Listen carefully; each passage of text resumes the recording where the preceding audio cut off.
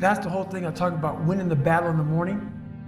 So every morning I wake up, I believe in winning the battle against yourself. People say, why do you say that? Because there's a lot of things you can control. When you wake up, I talk about making your bed. Make your bed, make sure your house is clean, make sure you get your breakfast, make sure you shower, shave, whatever you're doing, control that. Don't hit the snooze button. All these things are very important. That's been told a lot of times. Why don't you hit the snooze button? Because you wake up already failing. You're already behind the power curve. So what happens when you hit the snooze button? You may not make your bed. You may not do your hair the way you want it. You may not pick the right clothes out in the morning time. And I go back to this real quick. Remember how you had a job interview for a job? We've had several of them in our lives. What did you do the night before that job, weeks before the job interview, when you knew you had it? You prepared you had a bowl out for your oatmeal, your cereal, whatever you had in the morning time. Your coffee cup was out. Your clothes were laid out. You studied, you rehearsed, you were ready. You brought your best self. You were going to war with yourself because you wanted that interviewer to see your best self. You won. You got the job. After a few months in that job, you look around, I got the job. You start to back off, the clothes aren't out.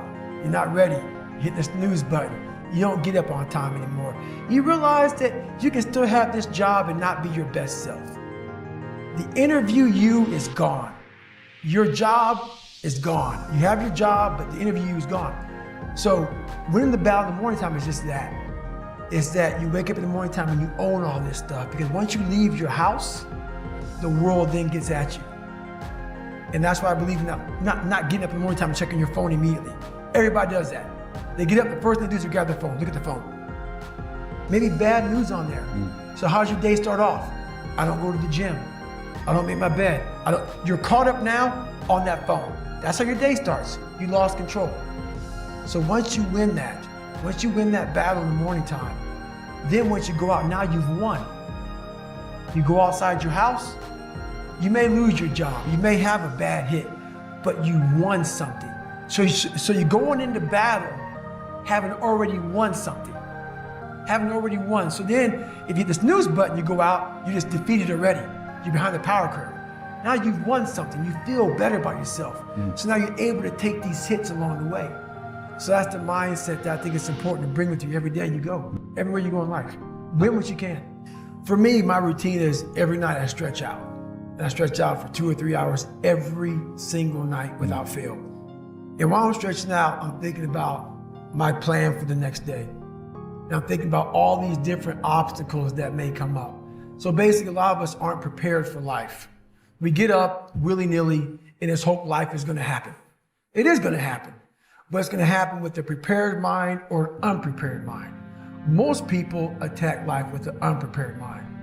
What I do is I try to account for all things that could happen, might happen, probably will happen, and then the unknowns.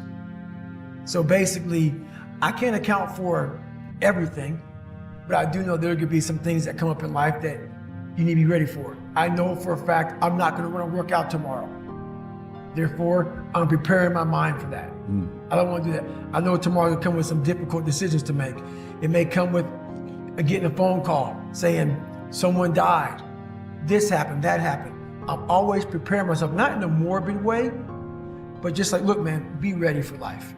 Don't let life just start attacking you left and right. Make sure that you start to build a mental armor so then you're ready for life. And that comes with a very physical way, and the physical helps out the mental. Well, the thing about it is funny, man, all these catchphrases people always say, failure is a part of life and failure is how you grow. I've said all that stuff before, but it really is a bunch of shit. So tired of hearing all these fucking cliche, fucking goal setting, fucking posters and all that shit. Half the people who write that shit aren't even doing the shit they're talking about. Half the people talking about failure, they're fucking millionaires sitting back at some nice house or whatever the fuck they're talking about.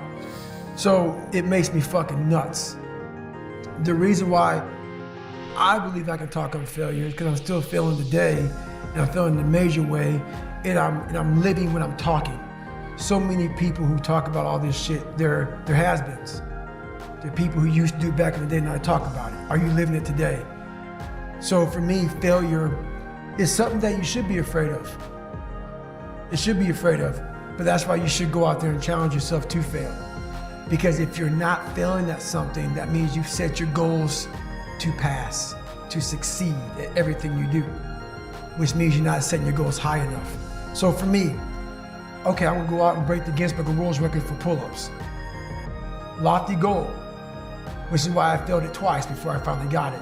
I knew going into everything I've ever done in my life, Navy SEAL training, 3 times before I got it. Everything I've ever done in my life took me 3 times before I got it. I knew that there was a huge possibility of failure. But what I gained from failure is this. When you see a movie, and you watch a movie about a person who keeps failing, and at the end, they succeed. How do you feel after you watch that movie? I was able to put myself there and say, God, man, how much do you feel now that you finally got there? That's what failure has done to me. I've watched so many things and watched someone succeed at the end of it. It's like, God, I want to feel like that. But failure causes that one feeling. Without that failure involved, you don't have that feeling. If you just pass and you succeed and you're great, that feeling, yeah, okay, I'm good. What takes you years, months, years to accomplish because you just can't get over the hump, but you continue going back to the drawing board. You're looking for those few seconds after you finally figure out the equation, whatever the equation may be, to get you to finally pass, to succeed. I live for that feeling, but I can't get that feeling without going through, fuck, I failed this equation, I failed this one, I failed this one, I failed this one. Oh, I'm figuring it out. So you start to feel it before you even pass, before you even get to the success part. And then once you succeed, the feeling is unbelievable. And you take that feeling of success through failure and you put it in your cookie jar.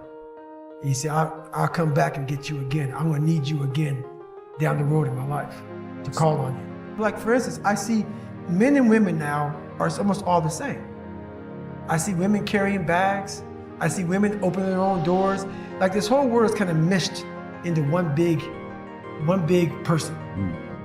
All these customs and courtesies, all these things are just gone. Like, you know, the second that bell rings when the daggone airplane parks, everybody's just up. Versus a man seeing a woman they sit by and say, hey, ma'am, is this your bag? It's all these small things, it's all these small self-disciplines. We're always rushing, We're rushing everywhere. We're rushing. People aren't holding doors open. It's all these small things, these small disciplines. Why do you make your bed in the morning time? When I was in the military, I never forgot. It's like, why the fuck are we folding our shirt up this way? Why? Why am I making these hospital corners 45 degrees and then folding my bed back 6 inches, the size of $1? Why am I doing this? All these small things that we do in life are building your mind up for discipline. And all those disciplines are gone. So that's the one thing that we definitely miss is self-discipline.